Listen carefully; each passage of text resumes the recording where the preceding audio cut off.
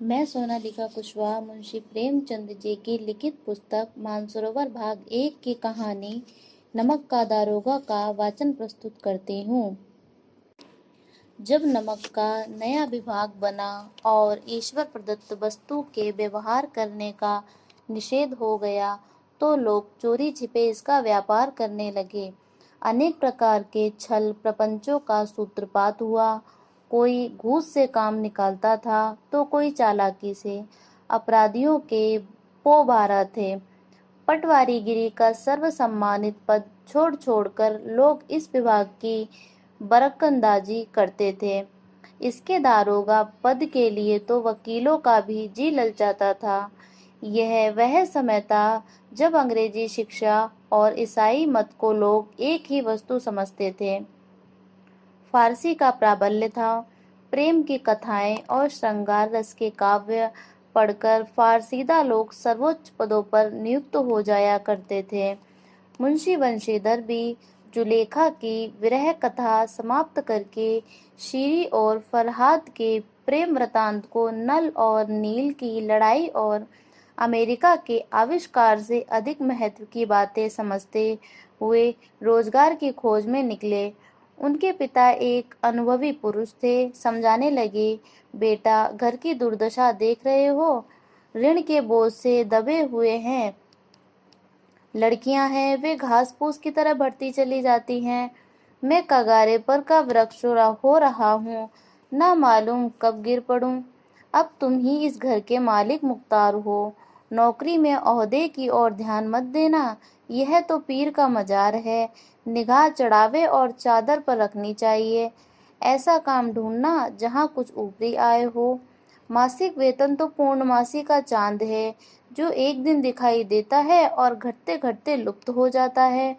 ऊपरी आय बहता हुआ स्रोत है, जिससे सदैव प्यास बुझती है।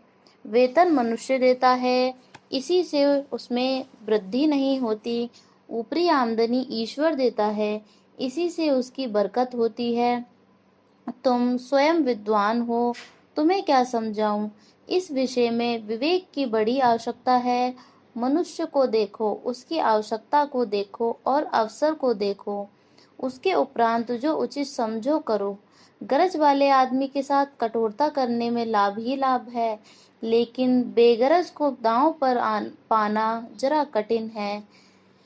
इन बातों को गांठ बांध लो, यह मेरी जन्म भर की कमाई है। इस उपदेश के बाद पिताजी ने आशीर्वाद दिया। बंशीधर आज्ञाकारी पुत्र थे। ये बातें ध्यान से सुनी और तब घर से चल खड़े हुए। इस विस्तृत संसार में उनके लिए धैर्य अपना मित्र, बुद्धि अपनी पथ प्रदर्शक और आत्मावलंबन ही अपना सहायक था।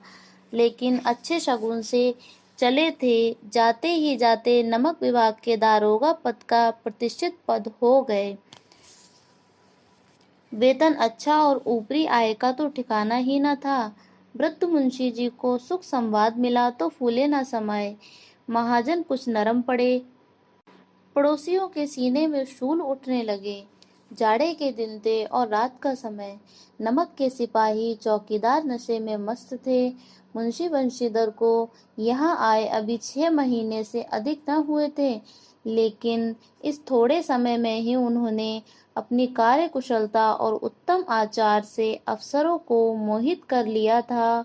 अफसर लोग उन पर बहुत विश्वास करने लगे।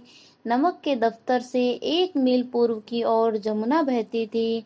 उस पर नाव का एक पुल बना हुआ था। दारोगा जी किवाड़ बंद किए मीठी नींद सो रहे थे। अचानक आंख खुली तो नदी के प्रवाह की जगह गाड़ियों की गड़गड़ाहट तथा मल्लाहों का कोलाहल सुनाई दिया। उठ बैठे। इतनी रात गए गाड़ियां क्यों नदी के पार जाती हैं? अवश्य कुछ न कुछ गोलमाल है।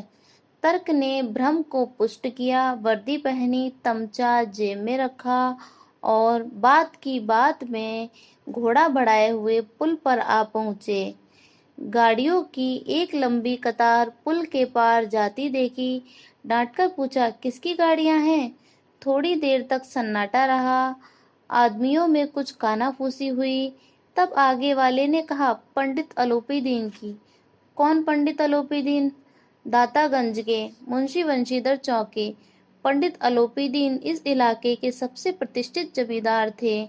लाखों रुपए का लेन देन करते थे। इधर छोटे से बड़े कौन ऐसे थे जो उनके ऋणी ना हो। व्यापार भी बड़ा लंबा चौड़ा था। बड़े चलते पुर्जे आदमी थे।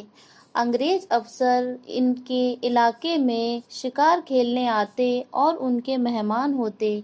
12 मास सदाव्रत चलता था। मुंशी जी ने पूछा, गाड़ियां कहाँ जाएंगी? उत्तर मिला, कानपुर। लेकिन इस प्रश्न पर कि इनमें क्या है, सन्नाटा छा गया। दारोगा साहब का संदेह और भी बढ़ा। कुछ देर तक उत्तर की बाट देखकर वह जोर से बोले, क्या गूंजे हो गए हो? क्या गूंगे हो गए हो? हम पूछते हैं इनमें क्या लदा है? जब इस बार भी कोई उत्तर न मिला तो उन्होंने घोड़े को एक गाड़ी से मिलाकर बोरे को टटोला। भ्रम दूर हो गया। ये नमक के ढेले थे। पंडित अलोपीदीन अपने सजीले रथ पर सवार कुछ सोते कुछ जागते चले आते थे। अचानक कई गाड़ी वालों ने घबराए हुए जगाया और बोले, महाराज, दारोगा ने गाड़ियां रोक दी हैं और घाट पर खड़े आपको बुलाते हैं। पंडित अलोपीदीन का लक्ष्मी जी पर अखंड विश्वास था। वह कहा करते थे कि संसार का तो कहना ही क्या, स्वर्ग में भी लक्ष्मी का ही राज है। उनका यह कहना यथार्थ ही था। न्याय और नीति सब लक्ष्मी के ही खिलौने हैं। इन्हें वह जैसे चाहती है नचाती है। लेटे ही लेटे गर्व से बोले, चलो हम आते हैं। यह कहकर पंडित जी ने बड़ी निश्चिंतता से पान के बीड़े लगाकर खाए। फिर लिहाफ ओढ़े हुए दारोगा के पास आकर बोले, बाबूजी आशीर्वाद। कहिए, हमसे ऐसा कौन सा अपराध हुआ कि गाड़ियां रोक दी गईं? हम ब्राह्मणों पर तो आपकी कृपा दृष्टि रहनी चाहिए। वंशीधर रुखाई से बोले, सरकारी हुक्म। पंडित अलोपीदीन ने हंसकर कहा, हम सरकारी हुक्म को नहीं जानते और न सरकार को। हमारे सरकार तो आप ही हैं। हमारा और आपका तो घर का मामला है। हम कभी आपसे बाहर हो सकते हैं? आपने व्यर्थ का कष्ट उठाया। यह हो नहीं सकता कि हम इधर से जाएं और इस घाट के देवता को भेंट न चढ़ावें। मैं तो आपकी सेवा में स्वयं ही आ रहा था। वंशीधर पर ऐश्वर्य की मोहिनी वंशी का कुछ प्रभाव न पड़ा। ईमानदारी की नई उमंग थी। कड़क कर बोले, हम उन नमक हरामों में नहीं हैं जो कौड़ियों पर अपना ईमान बेचते फिरते हैं। आप इस समय हिरासत में हैं। आपका कायदे के अनुसार चालान होगा। बस मुझे अधिक बातों की फुर्सत नहीं है। जमादार बदलू सिंह, तुम इन्हें हिरासत में ले चलो, मैं हुक्म देता हूँ। पंडित अलोपीदीन स्तंभित हो गए। गाड़ी वानों में हलचल मच गई। पंडित जी के जीवन में कदाचित यह पहला ही अवसर था कि पंडित जी को ऐसी कठोर बातें सुननी पड़ी।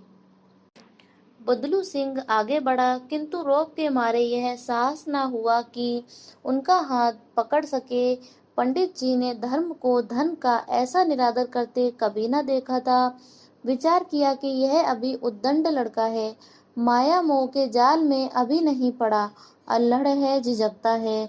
बहुत दीन भाव से बोले, बाबू साहब, ऐसा न कीजिए, हम मिट जाएंगे, इज्जत धूल में मिल जाएगी। हमारा अपमान करने से आपके हाथ क्या आएगा? हम किसी तरह आपसे बाहर थोड़े ही हैं। वंशीधर ने कठोर स्वर में कहा, हम ऐसी बातें नहीं सुनना चाहते। अलोपीदीन ने जिस सहारे को चट्टान समझ रखा था वह पैरों के नीचे खिसकता हुआ मालूम हुआ। स्वाभिमान और धन ऐश्वर्य को कड़ी चोट लगी, किंतु अभी तक धन की सांख्यिक शक्ति का पूरा भरोसा था। अपने मुख्तार से बोले, लाला जी, 1000 के नोट बाबू साहब की भेंट करो। आप इस समय भूखे सिंह हो रहे हैं। वंशीधर ने नरम होकर कहा, 1000 नहीं, 1,00,000 भी मुझे सच्चे मार्ग से नहीं हटा सकते। धर्म की इस बुद्धिमान दृढ़ता और देव दुर्लभ त्याग पर मन बहुत झुंझलाया। अब दोनों शक्तियों में संग्राम होने लगा।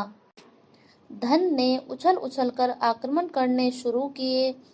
1 से 5, 5 से 10, 10 से 15 और 15 से 20 हजार तक नौबत पहुंची, किंतु धर्म अलौकिक वीरता के साथ इस बहुसंख्यक सेना के सम्मुख अकेला पर्वत की भांति अटल अविचल खड़ा था। अलोपी दिन निराश होकर बोले, अब इससे अधिक मेरा साहस नहीं, आगे आपका अधिकार है। वंशीधर ने अपने जमादार को ललकारा। बदलू सिंह मन में दारोगा जी को गालियां देता हुआ पंडित अलोपी दिन की ओर बढ़ा। पंडित जी घबराकर 2-3 कदम पीछे हट गए। अत्यंत दीनता से बोले, बाबू साहब, ईश्वर के लिए मुझ पर दया कीजिए। मैं 25,000 पर निपटारा करने को तैयार हूँ। असंभव बात है। 30,000 पर किसी तरह भी संभव नहीं। क्या 40,000 पर भी नहीं? 40,000 नहीं, 40 लाख पर भी असंभव है। बदलू सिंह, इस आदमी को अभी हिरासत में ले लो। अब मैं एक शब्द भी नहीं सुनना चाहता। धर्म ने धन को पैरों तले कुचल डाला। आलोपी दीन ने एक हष्ट पुष्ट मनुष्य को हथकड़ियां लिए हुए अपनी तरफ आते देखा। चारों ओर निराश और कातर दृष्टि से देखने लगे। इसके बाद मूर्छित होकर गिर पड़े। दुनिया सोती थी पर दुनिया की जीभ जागती थी। सवेरे देखिए तो बालक वृद्ध सबके मुंह से यही बात सुनाई देती थी। जिसे देखिए वही पंडित के इस व्यवहार पर टीका टिप्पणी कर रहा था। निंदा की बौछारें हो रही थी। मानो संसार से अब पापी का पाप कट गया। पानी को दूध के नाम से बेचने वाला ग्वाला, कल्पित रोजना मंचे भरने वाले अधिकारी वर्ग, रेल में बिना टिकट सफर करने वाले बाबू लोग, जाली दस्तावेज बनाने वाले सेठ और साहूकार, यह सब के सब देवताओं की भांति गर्दनें चला रहे थे। अब दूसरे दिन पंडित अलोपी दीन अभियुक्त होकर कांस्टेबलों के साथ, हाथों में हथकड़ियां, हृदय में ग्लानि और क्षोभ भरे लज्जा से गर्दन झुकाए अदालत की तरफ चले तो सारे शहर में हलचल मच गई। मेलों में कदाचित आंखें इतनी व्याग्र न होती होंगी। भीड़ के मारे छत और दीवार में कोई भेद न रहा। किंतु अदालत में पहुंचने की देर थी। पंडित अलोपी दीन इस अगाध वन के सिंह थे। अधिकारी वर्ग उनके भक्त, अमले सेवक, वकील मुख्तार उनके आज्ञापालक और अर्दली चपरासी तथा चौकीदार तो उनके बिना मोल के गुलाम थे। उन्हें देखते ही लोग चारों तरफ दौड़े। सभी लोग विस्मित हो रहे थे, इसलिए नहीं कि अलोपी दीन ने यह कर्म किया, बल्कि इसलिए कि वह कानून के पंजे में कैसे आए। ऐसा मनुष्य जिसके पास असाध्य साधन करने वाला धन और अनन्य वाचालता हो, वह क्यों कानून के पंजे में आए। प्रत्येक मनुष्य उनसे सहानुभूति प्रकट करता था। बड़ी तत्परता से इस आक्रमण को रोकने के लिए निमित्त वकीलों की एक सेना तैयार की गई। न्याय के मैदान में धर्म और धन में युद्ध ठन गया। वंशीधर चुपचाप खड़े थे। उनके पास सत्य के सिवा न कोई बल था, न स्पष्ट भाषण के अतिरिक्त कोई शस्त्र। गवाह थे, किंतु लोभ से डाबाडोल। यहाँ तक कि मुंशी जी को न्याय भी अपनी ओर से कुछ खिंचा हुआ दिख पड़ता था। वह न्याय का दरबार था, परंतु उसके कर्मचारियों को पक्षपात का नशा छाया हुआ था। किंतु पक्षपात और न्याय का क्या मेल। जहाँ पक्षपात हो वहाँ न्याय की कल्पना भी नहीं की जा सकती। मुकदमा शीघ्र ही समाप्त हो गया। डिप्टी मजिस्ट्रेट ने अपनी तजवीज में लिखा, पंडित अलोपी दीन के विरुद्ध दिए गए प्रमाण निर्मूल और भ्रामक हैं। वह एक बड़े भारी आदमी हैं। यह बात कल्पना के बाहर है कि उन्होंने थोड़े लाभ के लिए ऐसा दुस्साहस किया हो। यद्यपि नमक के दारोगा मुंशी वंशीधर का अधिक दोष नहीं, लेकिन यह बड़े खेद की बात है कि उसकी उद्दंडता और विचारहीनता के कारण एक भले मानुष को कष्ट झेलना पड़ा। हम प्रसन्न हैं कि वह अपने काम में सजग और सचेत रहता है, किंतु नमक के मुकदमे की बढ़ी हुई नमक से हलाली ने उसके विवेक और बुद्धि को भ्रष्ट कर दिया। भविष्य में उसे होशियार रहना चाहिए। वकीलों ने यह फैसला सुना और उछल पड़े। पंडित अलोपी दीन मुस्कुराते हुए बाहर निकले। स्वजन बांधवों ने रुपयों की लूट की। उदारता का सागर उमड़ पड़ा। उसकी लहरों ने अदालत की नींव तक हिला दी। जब वंशीधर बाहर निकले तो चारों ओर उनके ऊपर व्यंग्यबाणों की वर्षा होने लगी। चपरासियों ने झुक झुक कर सलाम किए। किंतु इस समय एक एक कटु वाक्य, एक एक संकेत उनकी गर्वाग्नि को प्रज्वलित कर रहा था। कदाचित इस मुकदमे में सफल होकर वह इस तरह करते हुए न चलते। आज उन्हें संसार का एक खेदजनक विचित्र अनुभव हुआ। न्याय और विद्वता, लंबी चौड़ी उपाधियां, बड़ी बड़ी दाढ़ियां, ढीले चोगे, एक भी सच्चे आदर का पात्र नहीं है। वंशीधर ने धन से बैर मोल लिया था, उसका मूल्य चुकाना अनिवार्य था। कठिनता से 1 सप्ताह बीता होगा कि मुअत्तली का परवाना आ पहुंचा। कार्य परायणता का दंड मिला। बेचारे भग्न हृदय, शोक और खेद से व्यथित घर को चले। बूढ़े मुंशी जी तो पहले ही से कुड़बड़ा रहे थे कि चलते चलते इस लड़के को इतना समझाया था, लेकिन इसने एक न सुनी, सब मनमानी करता है। हम तो लोगों के तगादे सहे, बुढ़ापे में भगत बनकर बैठे और वहाँ बस वही सूखी तनख्वाह। हमने भी तो नौकरी की है और कोई ओहदेदार नहीं थे, लेकिन काम किया, दिल खोलकर किया, और आप ईमानदार बनने चले हैं। घर में चाहे अंधेरा हो, मंदिर में अवश्य दिया जलाएंगे। खेद है ऐसी समझ पर पढ़ना लिखना सब अकारत गया।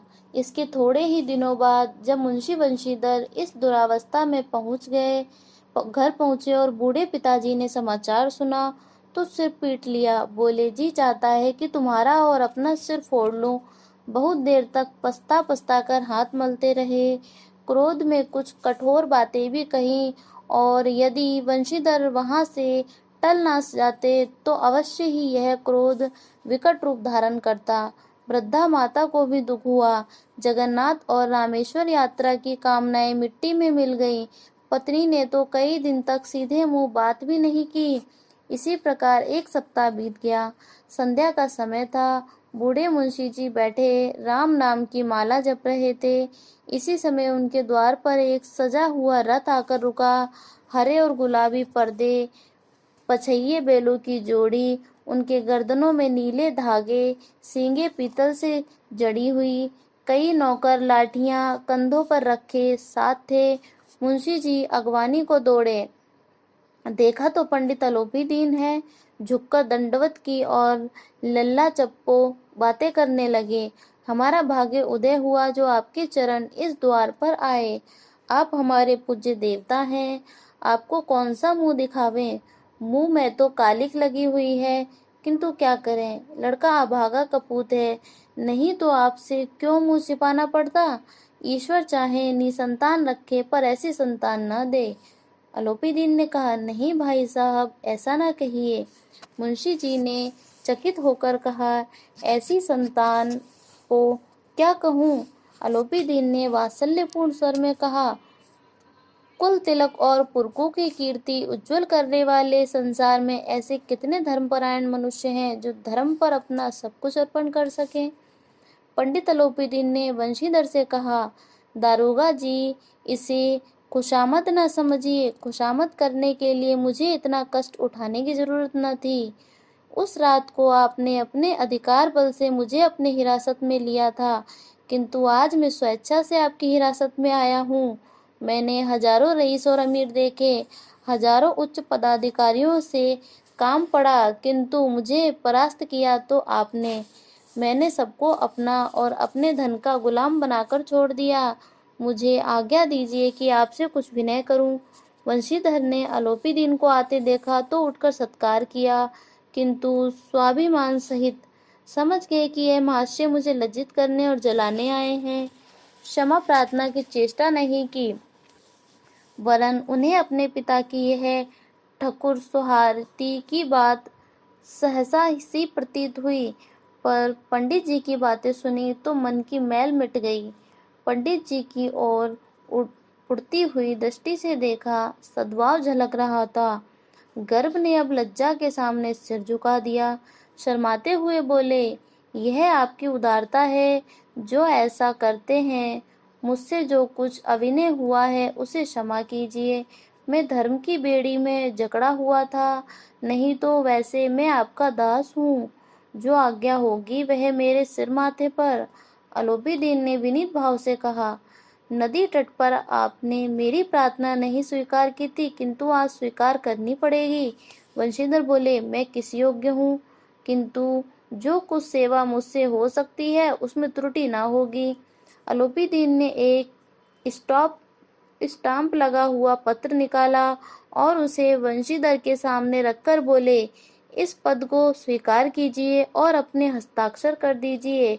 मैं ब्राह्मण हूँ, जब तक यह सवाल पूरा न कीजिए द्वार से न हटूंगा। वंशीधर ने उस कागज को पढ़ा तो कृतज्ञता से आंखों में आंसू भर आए। पंडित अलोपीदीन ने उनको अपनी सारी जायदाद का स्थायी मैनेजर नियत किया था। 6,000 वार्षिक वेतन के अतिरिक्त रोजाना खर्च अलग, सवारी के लिए घोड़ा, रहने को बंगला, नौकर चाकर मुफ्त। कंपित स्वर में बोले, पंडित जी, मुझ में इतनी सामर्थ्य नहीं है कि आपकी उदारता की प्रशंसा कर सकूं, किंतु ऐसे उच्च पद के योग्य नहीं हूँ। अलोपीदीन हंसकर बोले, मुझे इस समय एक अयोग्य मनुष्य की ही जरूरत है।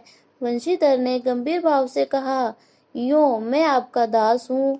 आप जैसे कीर्तिवान सज्जन पुरुष की सेवा करना मेरे लिए सौभाग्य की बात है, किंतु मुझ में न विद्या है न बुद्धि, न वह स्वभाव जो इन त्रुटियों की पूर्ति कर सके।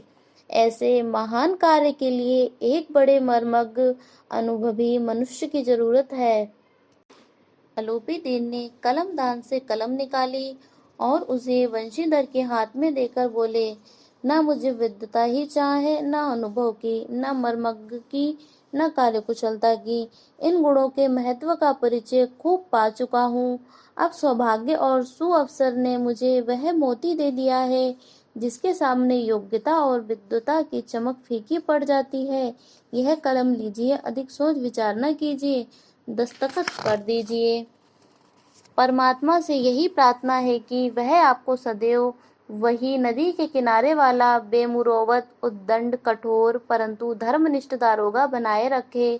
वंशीधर की आंखें डबडबा आईं। हृदय के संकुचित पात्र में इतना एहसान न समा सका। एक बार फिर पंडित जी की ओर भक्ति और श्रद्धा की दृष्टि से देखा और कांपते हुए हाथ से मैनेजरी पर हस्ताक्षर कर दिए। अलोपीदीन ने प्रफुल्लित होकर उन्हें गले लगा लिया।